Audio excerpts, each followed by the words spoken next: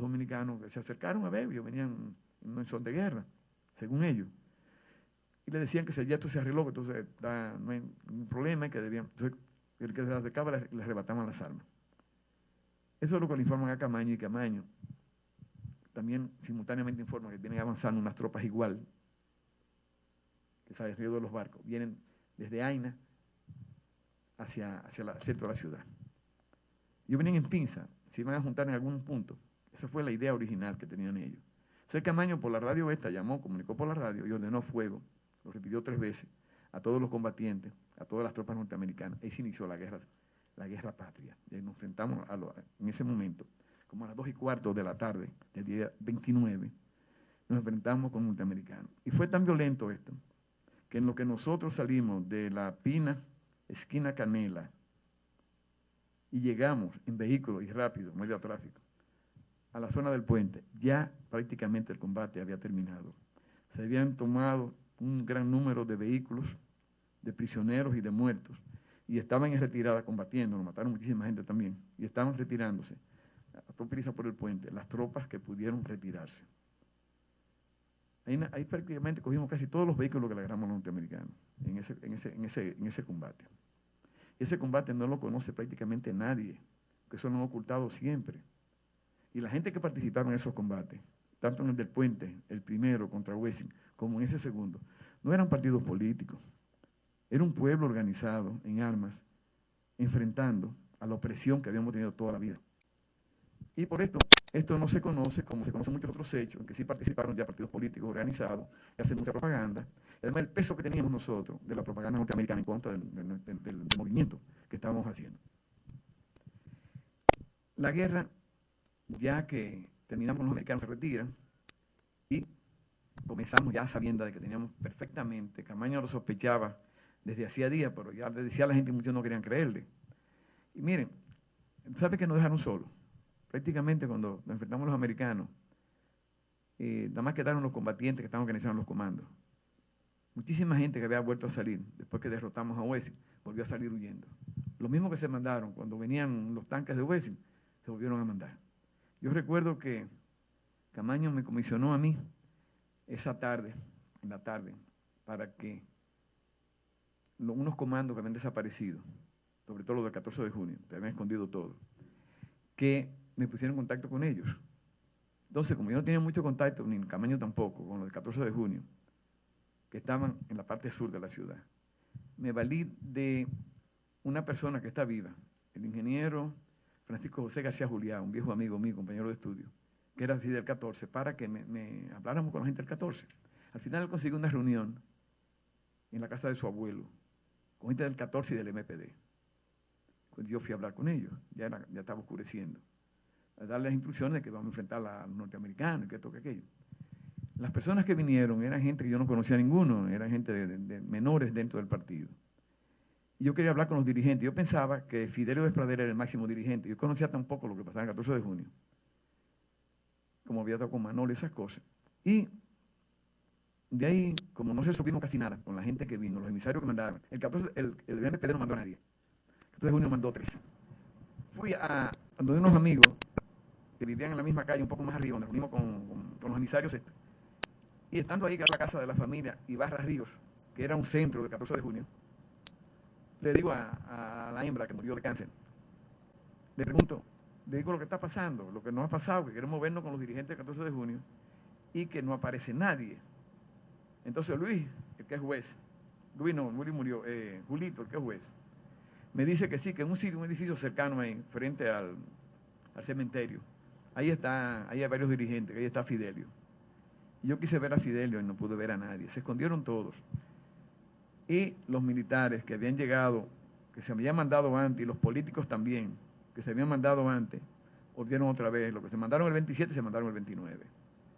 Eso fue una cosa que nos pasó así. Luego, después de esto, ya se organizó la lucha, no pudimos sacar nunca al presidente Molino Ureña de la embajada. Bueno, realmente lo sacamos una vez, se pudo sacar una vez.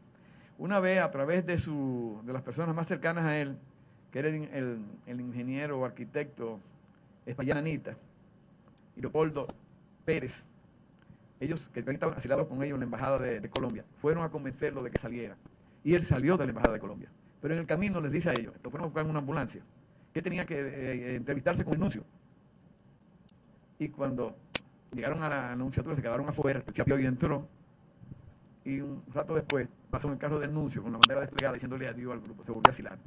Entonces, en vista de esto, es que el presidente Bosch, como decíamos presidente a Bosch, decide, por la presión que teníamos, habíamos ganado, estábamos ganando y habíamos ganado la parte militar, pero estábamos pidiendo la parte política, puesto que nuestro gobierno estaba en el asilo.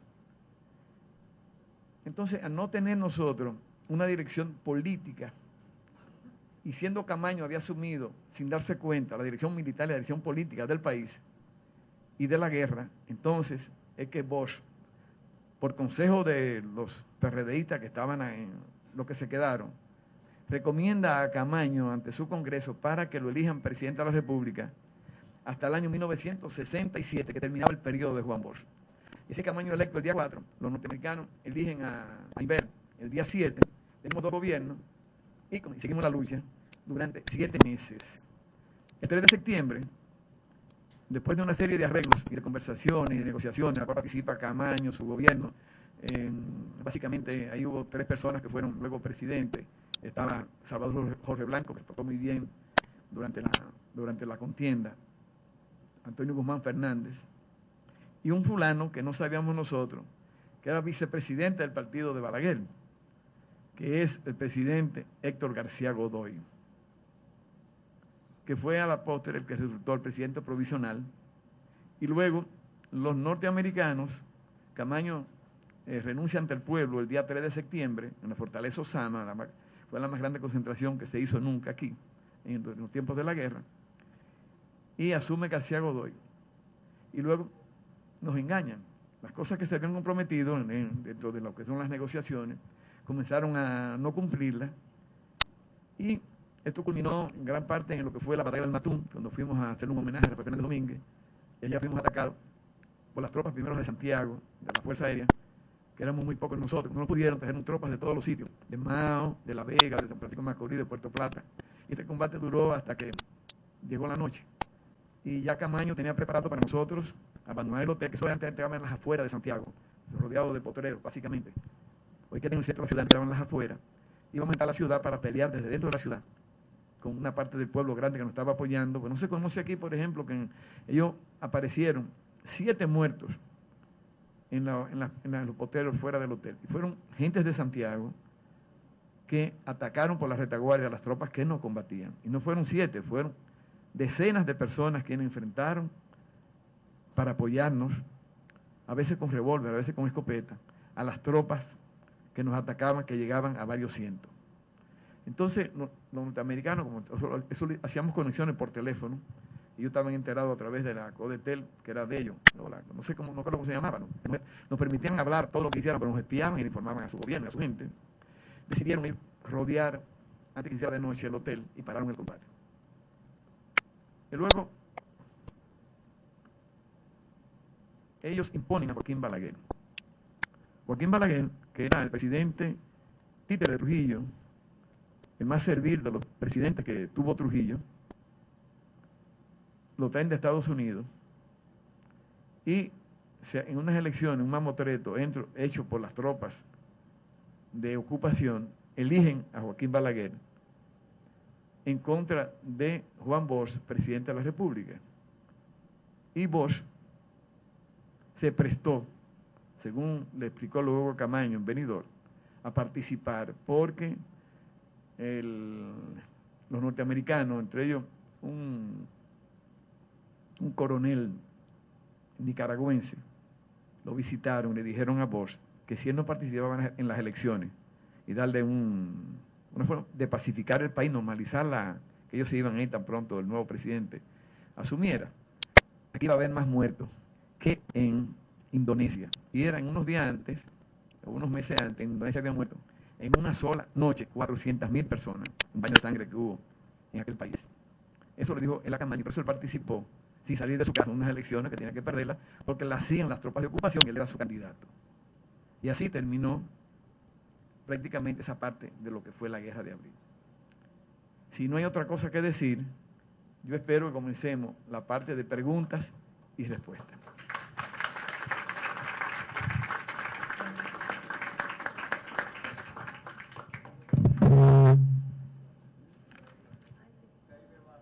Dígame su nombre.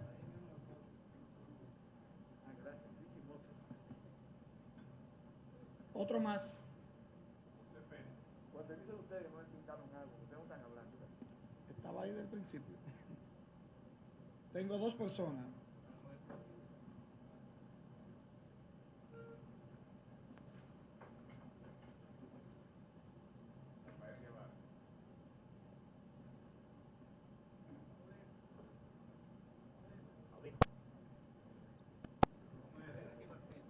Tranquilo, aquí.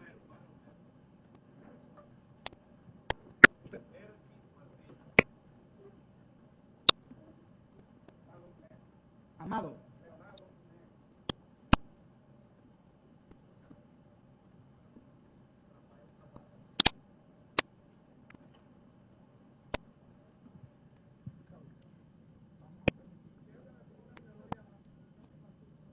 No, papá, aquí los de adelante pidieron esto, así que ustedes que esperar tu turno.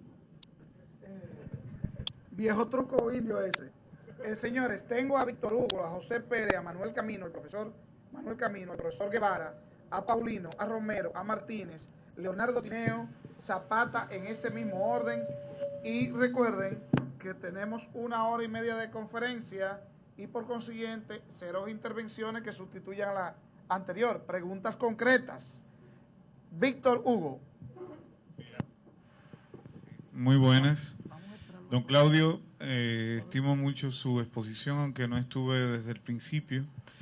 Yo soy hijo de un combatiente constitucionalista, Víctor César Morales Rodríguez, quien falleció en el 88. A él se le conoció como Canita, aunque me dicen que hay otro Canita entre los combatientes. ¿Aló?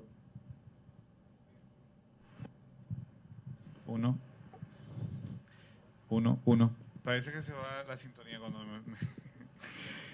Mi pregunta es, después de perder tantas vidas de dominicanos y dominicanas, y nosotros habernos chupado 12 años, quizás más, al títere del que usted habló, en medio de este ámbito político, donde hay tantos politiqueros, mercantiles, hasta vendepatrias, hay posibilidades de que los constitucionalistas que viven y sus descendientes tengan una propuesta de gobierno decente, de hombres de valía, que nos ayuden a realizar una verdadera revolución a nivel de nuestra república.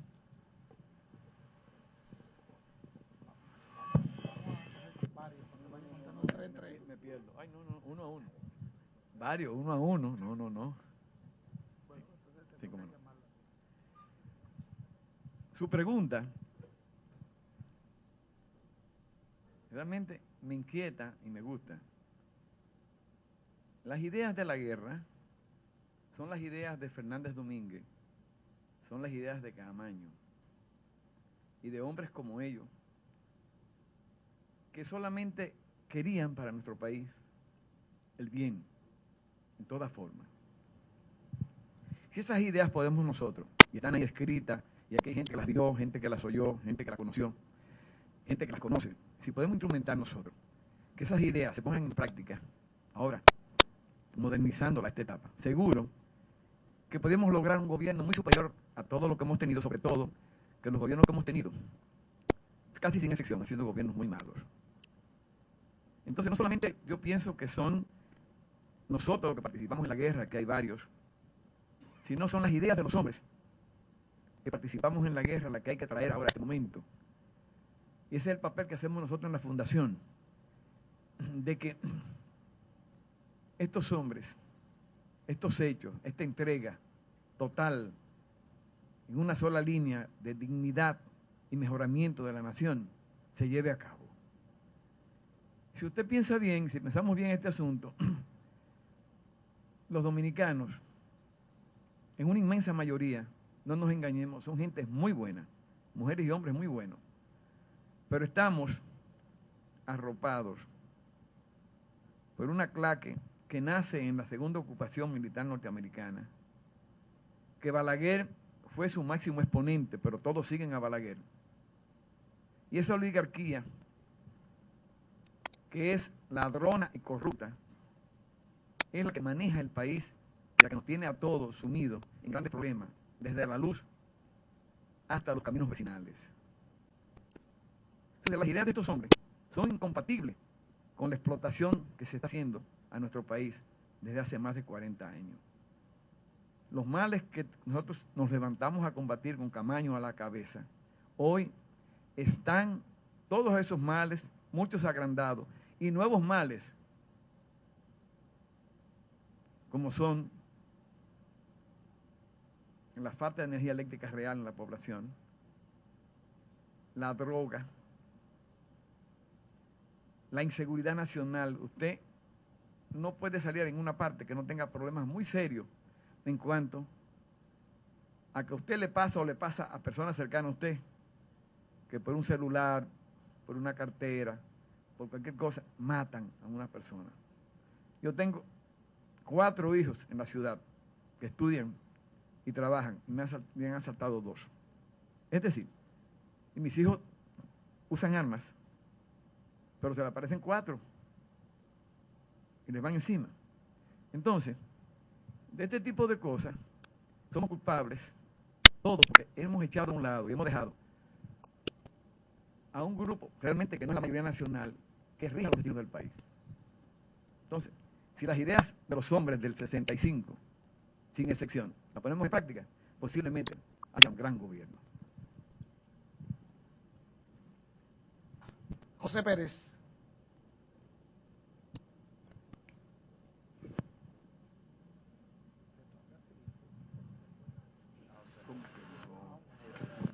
Gracias. Señor Claudio Camaño, tengo entendido que el coronel Francisco Alberto Camaño era hijo de Fausto Camaño. Entonces yo como que veo que un hombre, hijo de un militar derechista, no fuera un conservador. ¿Qué factores incidieron que Camaño ocupara el lugar que ocupó en la historia de esa guerra? O sea, uno piensa que él debió apoyar al bando militar y no al bando del pueblo. ¿Qué factores, qué hizo que él tuviera esa mentalidad? Yo tengo una idea sobre que no conozco todos los factores. Usted se queda corto con mi tío. Mi tío fue un corrupto asesino del gobierno de Trujillo, el papá de él, no un derechista, no. Porque hizo millones en la miseria del pueblo. Y como tal, Camaño pertenecía, desde que nace, a la oligarquía gobernante nacional. Pero Camaño tuvo un factor muy importante en la formación, que fue su madre. Además de esto, cuando él comenzó a conocer, ellos fueron a vivir, su padre que hizo varias casas, era un hombre muy poderoso. Cuando Camaño nació era mayor, y cuando Camaño era un jovencito, y él era jefe del ejército, en los tiempos de Trujillo, no como es ahora, ¿verdad? Entonces ellos hicieron una casa en la calle, creo que es en la Francia con Galván, o la que pasa un poquito más allá. Entonces en esa casa, eso quedaba junto a un farallón, y ese farallón, eso quedaba a las afueras de la ciudad. De aquel lado del farallón y arriba del farallón, que son terrenos eran terrenos muy malos, lo que había un barrio de miseria. Y los primeros amigos que Camaño tuvo, sus amiguitos, con los que se juntó, que salía de su casa, eran niños desnudos, de ahí de ese barrio miseria, marginado, que había en la parte del farallón, lo que es hoy la 27 de febrero y algo así. Entonces los primeros contactos fueron con esos niños, que fueron sus primeros amiguitos, casi todos desnudos y todos muertos de hambre. Entonces él comenzó a regalarle su propia ropa y a tomar comida de su casa para darles a ellos. Luego le tomaba la ropa a sus hermanos y regalaba la ropa de sus hermanos. Y él siempre tuvo esa sensibilidad hacia los pobres, hacia los marginados, hacia los jodidos de nuestro país. Él no asimiló, y yo no sé la razón, que hablé tanto con él, y que una persona también que lo conoció muy bien, quizás mejor que yo, que fue su mujer durante muchos años, él nunca asimiló la vida de la oligarquía nacional dominicana, a pesar de que vivía en ella y se formó en ella. Camaño no sabía bailar. Sus hermanos eran bailarines de primera. Camaño fue un tipo muy enamorado tampoco. Y sus gustos siempre fueron gustos sencillos, nunca fueron gustos de hábito. Vivió siempre de su sueldo, nunca tuvo ningún negocio, ni lícito en ninguna parte. Entonces, él tenía condiciones intrínsecas, él, ¿verdad? Con la ayuda de su madre.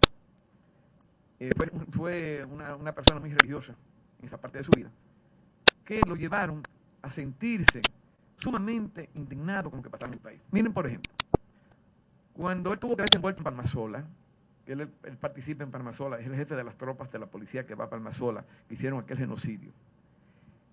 Después de esto, él me dijo a mí, cuando nos encontramos solos, que estuvo muy disgustado con lo que pasó ahí. Y me dijo, carajo, él me decía primo, ¿no? Yo no me aceptaba que le dijera tío porque éramos casi de la misma edad. Él me llevaba a mí solamente 5 años y algo. Y nos trataba a nivel de primo, porque yo le decía tío, decía que se veía viejo. Y me dijo, primo, mire, ya yo sí me di cuenta de verdad que en nuestro país no hay personas serias, porque fue una mojiganga lo que le hicieron y partieron ahí. Y a nosotros los serios, nos cogen de pendejos. Eso fue a raíz de Palmasola. Cuando después matan a Manolo, que Manolo se va a la guerrilla como una protesta al golpe de Estado, y en base a una promesa de rendimiento que se hizo públicamente por la radio, si se rendían a respetar su vida, que esto, que aquello, y se tiró en aviones, en volantes, a los campos donde estaban operando, ellos se entregan y los matan a bayonetazo. Tropas dirigidas por el entonces teniente coronel, un general histórico que tenemos ahora, que es un historiador, que no recuerdo cómo se llama acá de ASA. ¿Cómo se llama? El tuerto, Ramiro Matos González. Entonces, Camaño, después de esto, en una vez que nos fuimos a hablar sobre esto, frente a la feria, me dijo otra vez, hablando de los problemas del país, muy preocupado por los abusos que se hacían aquí, por los crímenes que se hacían aquí, y los robos y la corrupción que había, que los mejores hombres dominicanos lo mataron en la loma. Entonces, Camaño pensaba diferente a sus compañeros, no solamente a sus compañeros de clase, él era de la clase alta, sino a sus compañeros de la clase militar. Y yo pienso que él, para mí es inexplicable por qué se comportaba así, con esa entrega al país, con esa entrega por mejorar y ese amor a la patria. Que eso solamente hay que vivirlo para comprenderlo. Pero quisiera que con lo que le he dicho, usted más o menos y todos ustedes tengan una idea de quién era Camaño en su manera de ser. El profesor Manuel Camino Rivera. Yo había estudiado una explicación acerca de las elecciones que se hicieron en el 65 y que resultó electo el coronel Francisco Alberto Camaño Deñón, que el contrincante de él fue el doctor Lembert Peguero.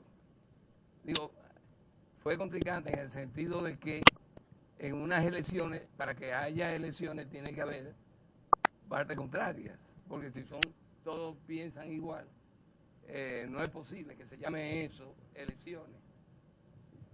Yo quiero saber si usted oyó hablar sobre esa situación. Lo que me explicaron eso, estaban presentes. O sea que yo no lo oí de gente cualquiera. Él pregunta cómo fue Camaño electo presidente constitucional de la República el día 3 de mayo del año 1965. Como vos estaba impedido de venir al país, el Congreso se reunió. Y no se reunió en su mayoría, vamos a estar claros, los que pudieron hacerlo. El día 3, ya con los americanos aquí, metiéndonos manos por todos los sitios. Entonces esa reunión que se hizo en la Pina esquina Canela, donde muchos de los miembros del Congreso lo hicieron por teléfono, Por ahí hubo una mayoría del Congreso, una mayoría, pero no decir la mayoría formal. Había más de la mitad, pero muchos no pudieron llegar ni podían entrar a la ciudad. Y esta gente escogieron a Camaño. Claro, yo no participo en la votación, porque a Camaño, que había renunciado, ya no era coronel, renunció antes y se inscribió en el PRD y le dieron un carnet y todas esas cosas. Entonces nosotros se nos pidió que nos fuéramos de ahí, porque no podía estar presente en las elecciones. Y luego se nos fue a buscar para el sitio donde estábamos, que estaba como a 3 esquinas, ya de noche, y llegamos allá, y entonces estaban los aplausos, y fue la elección, y tal. Pero había más de la mitad del Congreso, ahí. Y otros lo hicieron por teléfono. Y todos estuvieron de acuerdo en que fuera Camaño. Claro, el contrincante sacó 2 o 3, hubo dos que sacaron votos, 2 o 3 votos. Yo tengo la nómina completa de lo que estaban, quienes votaron y todo. Pero así fue. Una formalidad de la Constitución del año 1963. Se juramentó esa misma noche ahí, pero Camaño planteó que debía juramentarse, no solamente ante ellos, sino ante los padres de la patria. Y antes de que mudaran los padres de la patria de la Puerta del Conde, entonces al día siguiente, por la mañana, una mañana de mucha lluvia, entonces fue ahí y se juramentó ante ellos. Un papelito que no lo pudo leer, lo iba a leer porque la lluvia le desbarató el papelito en la mano, y habíamos ahí más o menos como 50 personas y como algunos 100 periodistas, que eso no son personas, eran periodistas.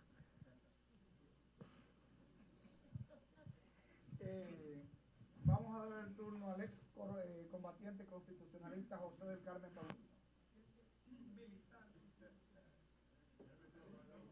Allá tiene el micrófono. Buenas tardes. Quiero pedirle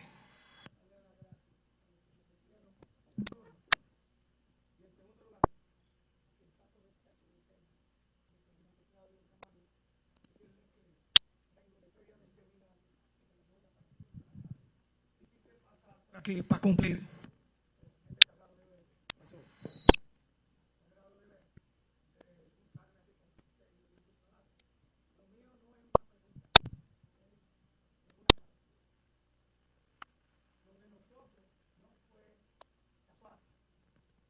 La actitud de la academia fue planificada.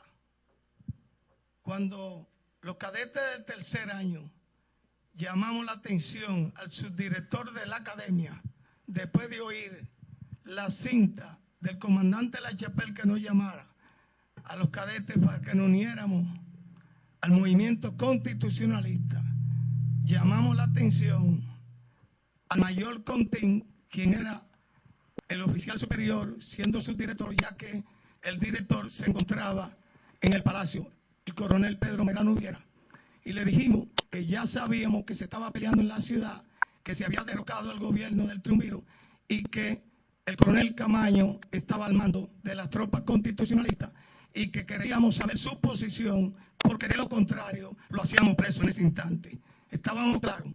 Y Contín, oficial de la primera promoción, graduado en España como es natural y tenía conocimiento, nos dijo: muchachos, cálmense, yo estoy con ustedes. Ahora dígame qué debemos hacer.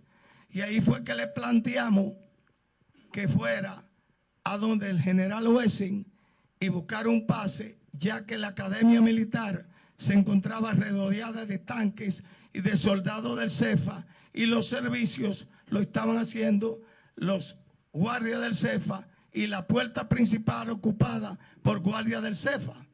¿Cómo podíamos salir? Solamente haciendo los planes para llevarnos a la academia militar, y eso nos tomó desde las 9 de la noche, el 24 de abril, hasta el otro día, porque había que acostarse a las 11, en la cual no hicimos servicio, juntarnos y preparar a los cadetes segundo año, primer año, para llevárnoslos todos. Solamente había dificultades en algunos cadetes que eran hijos de oficiales superiores, como el hijo de Pérez y Pérez, hoy un gran general, Pérez Félix, el hijo de uno de la Mota, el hijo del coronel Vitiello, y algunos cadetes, hijos de oficiales. Y entonces nosotros teníamos mucha cautela porque el CFE estaba atrás. Entonces, al conseguir el pase, nosotros dijimos a él que nuestra misión deberíamos tomar a San Pedro de Macorís, ya que la carretera Mella estaba ocupada de guardia del CEFA hasta el farolito y no nos íbamos a meter en la boca del león. De manera que los oficiales de planta, una vez reunidos con Contín, se llevaron de las observaciones nuestras y determinaron darle un golpe al general Wessing, tomando San Pedro de Macorís y la región oriental. Pero ¿qué pasa? Que cuando llegamos, el primer grupo mío, salimos a las 12 de la noche, llegamos primero a las 5 de la mañana a pie, en marcha forzada, y tomamos la fortaleza de México sin tirar un tiro. Ocupamos el puente, los batelles, pero cuando se mandó comisiones, que el capitán Franklin Bell y unos cadetes fueron a la Romana y al Ceibo, se negaron a darnos apoyo porque el general Wessing había ya llamado a esos cuarteles. Hoy supe, en estos días supe, que el embajador Taplibene fue cuando les reprochó a Camaño y a ustedes que fueron a la embajada, dijeron allá, oí hoy en el seminario, que le había dicho a Taplibene que no podía aceptarlo porque los cadetes habían tomado el ingenio de la Romana, cosa que no es verdad y es mentira. Nosotros mandamos una comisión a la fortaleza de la Romana y al Ceibo y se negaron. Cuando la aviación, los P-51 acabaron el 27, aquí en la batalla del puente, cuando mataron mucha gente, entonces fue una cuadrilla de P-51 y nos ametralló con cohetes y ametralladoras en el puente y nos desbarataron 2 camiones y todas las fortificaciones, cayendo mortalmente heridos el cadete Rivera Feliciano. Nuestros oficiales se pusieron en contacto con el comando constitucionalista y teniendo al Ceibo y a la Romana enemigo atrás, esa es la razón por la cual nos ordenaron venir como pudiéramos, y eso fue porque nosotros nos fuimos a tomar la comandancia de puerto en Sabana de la Mar. Durante el transcurso nosotros íbamos cortando toda la línea de comunicación telefónica, y cuando tomaron el comando de comandancia de puerto de Sabana de la Mar, le quitamos una lancha de desembarco para desembarcar en Samaná. Ustedes saben que en la guardia, en guerra, cosa que no teníamos experiencia, pero la lógica psicológica, uno dice que va a desembarcar en un sitio, pero tiene que cambiar de ruta para que no le hagan lado.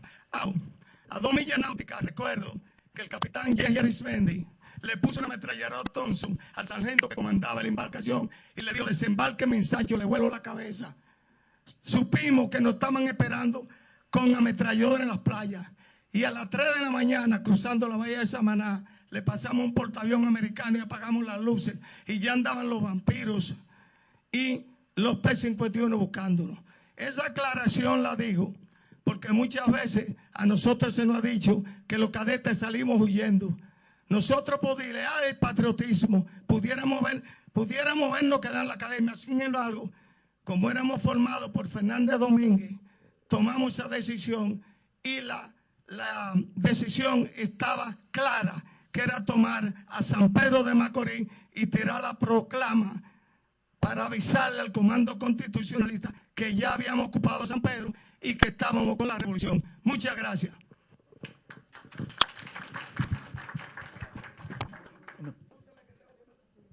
¿Qué decía ahí todavía? Pensen.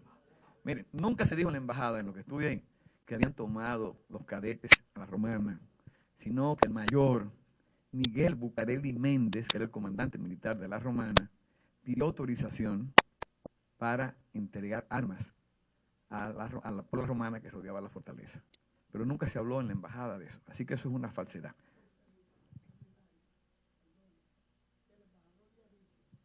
Óigame, yo estaba ahí, joven. ¿Qué pasó? Vamos. No, pero no fue así. Bueno, seguimos. El profesor Guevara. Bien. Saludos a la familia. En breve tomo, viejo. Sí, comandante. Hice una pregunta ayer al exponente y me contestó muy bien, pero desde el punto de vista nada más militar.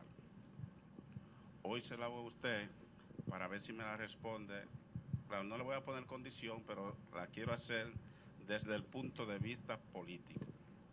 Los hechos y los acontecimientos del 65 fueron hechos por hombres con decoro y con dignidad. Eso hizo una reconstrucción lógica de la historia. Pero al día de hoy uno se pregunta qué faltó por hacer. Y haciéndole la pregunta a ustedes ya con más experiencia, no de guerra, sino porque los años pueden dar experiencia. Y me pregunto qué ha faltado a esta sociedad, que eso o ese hecho histórico, lleno de dignidad, hoy no está ni en la mente de los dominicanos. Hoy la sociedad actúa diferente y todo lo que es reunión y ente social en República Dominicana está dirigido por políticos o por delincuentes, o si se le puede darle otro calificativo peor que delincuente a político, creo que es el que debe darse. Y la delincuencia y los políticos nos dirigen en los sindicatos, en las iglesias, en el Palacio Nacional. ¿Qué faltó, se podría decir hoy, para que esta sociedad coja un nuevo rumbo diferente a este que tenemos?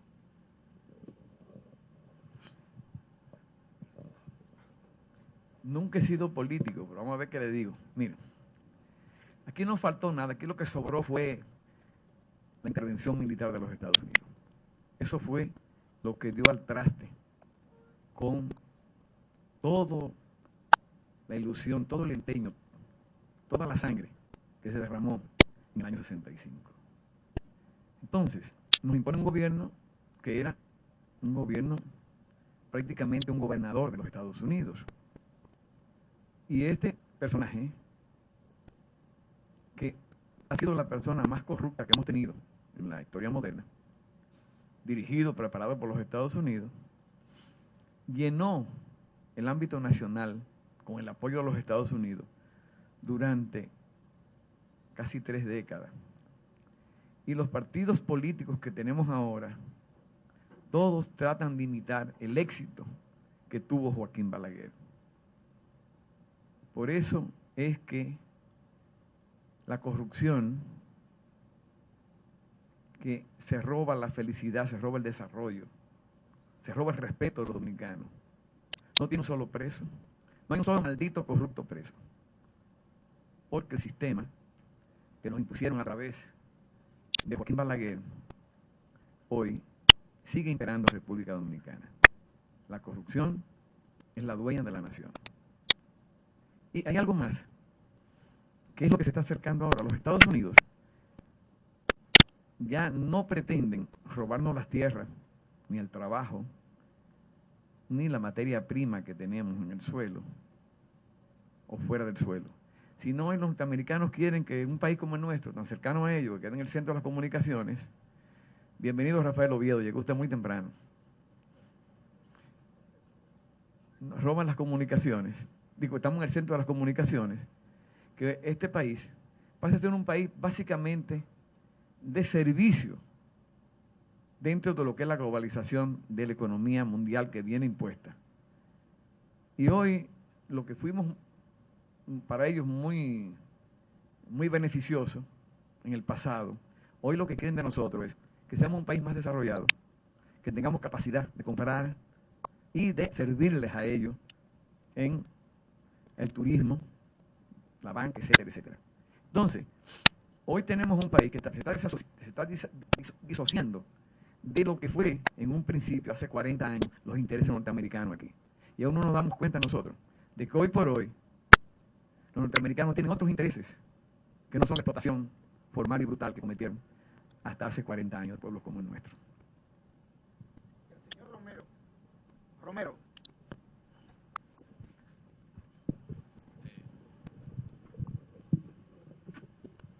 Comandante, yo quería preguntarle, en el asalto a la fortaleza Usama, ¿qué cantidad de combatientes aproximados participaron? ¿Usted pregunta por la parte nuestra o por las dos partes? No, por la parte nuestra. Por la parte nuestra participaron combatientes armados, posiblemente algo más de 600. Por la parte de ellos participaron también combatientes en un número un poco superior a 600. Sí. Y en la muerte de Helio Capozzi, en el Palacio Presidencial, en el asalto. No, pero perdón, vamos a terminar Sí, esto, sí. que no puede ser un diálogo, pero entonces, y usted me disculpa. Sí. La diferencia fue en el combate, que estaba muy equilibrado, ya en el combate del día 29, por ahí dicen que fue el 30, en que la motivación de los policías era muy diferente a la que teníamos nosotros. Además, ellos no tenían ni agua, ni energía eléctrica, ni nadie que los apoyara. Nosotros teníamos los 600 nuestros, tenían todo un pueblo, que si habían 600 armados, habían por lo menos 3.000 desarmados, que estaban apoyando ese esfuerzo contra las tropas de la policía, que combatieron muy bien. Y esto marcó la diferencia. Pero lo más importante, que no lo dije antes, parece que hablando cosas me diluí, es que ese radio que dijo que habíamos tomado la fortaleza Osama, minutos antes de tomarla, provocó que la Fuerza Aérea hiciera 3 pases de a 4 aviones, 12 aviones, entraron a la fortaleza Osama, viniendo desde el este, y acabaron prácticamente a todas las tropas que estaban combatiendo en las partes altas y muchas que estaban dentro de las habitaciones combatiendo. Entonces, esto obligó a que ellos prácticamente pararan el combate. No fueron ellos que tomaron la fortaleza Osama, pero sí propiciaron que nosotros nos fuera mucho más fácil tomar el combate, porque como estaban en el aire, tan pronto dijimos que la habíamos tomado y sabíamos que estábamos peleando desde hacía 2 días ahí, ellos inmediatamente ametrallaron todo lo que se movía dentro de la fortaleza. Y eso debilitó enormemente y casi traumatizó a los que peleaban desde dentro de la fortaleza. Gracias. El señor Martínez.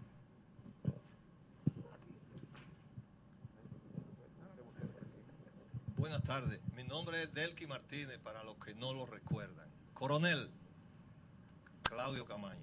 Mayor. Gracias por la salvedad. Pues estamos conformes con las narraciones de la mayoría de los acontecimientos de la Guerra de Abril, en los cuales desde el primer día yo participé hasta el final. Le voy a decir que, o quiero preguntarle si usted recuerda, puede narrarnos algo para refrescarnos la memoria sobre un acontecimiento en cuanto a la muerte de Oscar Santana. Sucedió que yo, siendo encargado del G2 de San Miguel, Comando San Miguel, nosotros recibíamos algún dinero del Comando Central para darlo a los combatientes. Ese día, si mal no recuerdo, 5 u 8 de agosto, cumplía año el comandante de Chan, comandante del Comando San Miguel, y yo entregué unos dineritos y en la noche nos enteramos de que había muerto Oscar Santana, y naturalmente nosotros nos acercamos al comando en la avenida Mella, que era un comando del 14 de junio, la mayoría de jóvenes, y natural que cuando llegué yo estaba con una Thompson y un revólver y fui desarmado. Me llevaron a una mazmorra y ya a las 10 de la noche ya había muerto Oscar. A las 10 de la noche me fue a buscar Botello, Luis Palito y otra persona, no recuerdo, en un jeep, y me llevaron a la casa de los Cuadritos, donde tenían allí hincado a Trabú, que era un combatiente independiente de nosotros principalmente, y allí le preguntaron: ¿qué tú hiciste con el dinero que te entregó para la compra de pollos? Y él dijo: yo no he matado a Oscar Santana y ustedes me van a fusilar sin saber, sin yo haber cometido el hecho. ¿Y qué sabe Delqui de esto? Nada sabe tampoco. Y lo tenían hincado y esa misma noche lo fusilaron. Yo me salvé milagrosamente. Bien, entonces, a ver si usted puede reconstruirnos esto, porque le debo decir que todavía en aquella ocasión y hoy todavía hay inseguridad, incertidumbre de quién mató a Oscar Santana, porque el comandante había prestado la pistola que acostumbraba a darla a muchos de nosotros los fines de semana, y a él le encontraron un tiro que faltaba en la recámara, lo encontraron en uno de los bolsillos. Por tanto, yo soy de lo que entiendo que no fue Trabú quien mató a Oscar Santana, y así lo entienden muchos de los combatientes desde esa época. Él pregunta un hecho que pasó en la guerra, y todos los que estuvieron cerca, investigaron esto, estuvieron de acuerdo en que fue Trabú. A Trabú no se le mató ese mismo día. Trabú se le mató casi 8 días después. Pero la verdad que yo no puedo aclararle más de lo que usted ha hecho magistralmente, decir el hecho, yo aclarárselo, porque la creencia siempre fue, eso se dejó entre los comandos, que lo resolvieran ellos. siempre dirigido por la Presidencia de la República. Y yo era el contacto que iba a hablar con las demás personas sobre esto. Pero fuera Trabú, no fuera Trabú, las evidencias aparentes y las acusaciones fueron todas que había sido el señor Trabú.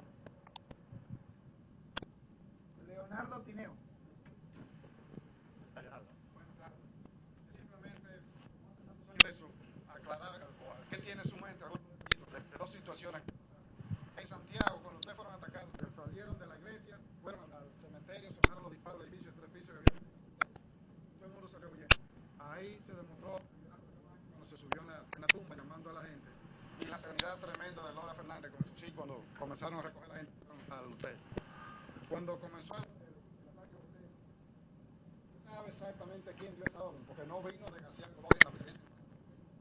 Y era un ataque en una explanada, porque no había nada en el obelisco y el hotel. Cuando ustedes estaban casi con pocos momentos, solamente fusiles automáticos, no tenían armas pesadas. Pero mandando a esos soldados de esa explanada, en fila, a avanzar sobre esa posición. ¿Quién fue el oficial del ejército regular que ordenó esa cosa, el responsable? En esa etapa, ¿cuántas bajas hubo que ustedes supongan que pasó en ese ataque? Porque duró casi hasta las 5 de la tarde, una tropa de intención para que ustedes pudieran. Gracias. Mire, no era tan sencillo como usted lo explicó. Lo primero que llegó, cuando fuimos a ese homenaje, cuando regresamos al hotel, que nos tenían un desayuno, era un incidente que pasó en el cementerio. Dos soldados, estuvieron en una torre cercana donde estaban los bomberos o algo por ahí, un edificio alto, dispararon, pero no hirieron a nadie. Y un grupo de gente de Santiago, que estaba al mando Víctor Bisonó, tomaron a los dos fulanos, le quitaron los fusiles, y lo maltrataron, no mataron a ninguno. Establecieron, incluso ellos conocían que era gente de Santiago la que estaba en la seguridad, en esa área.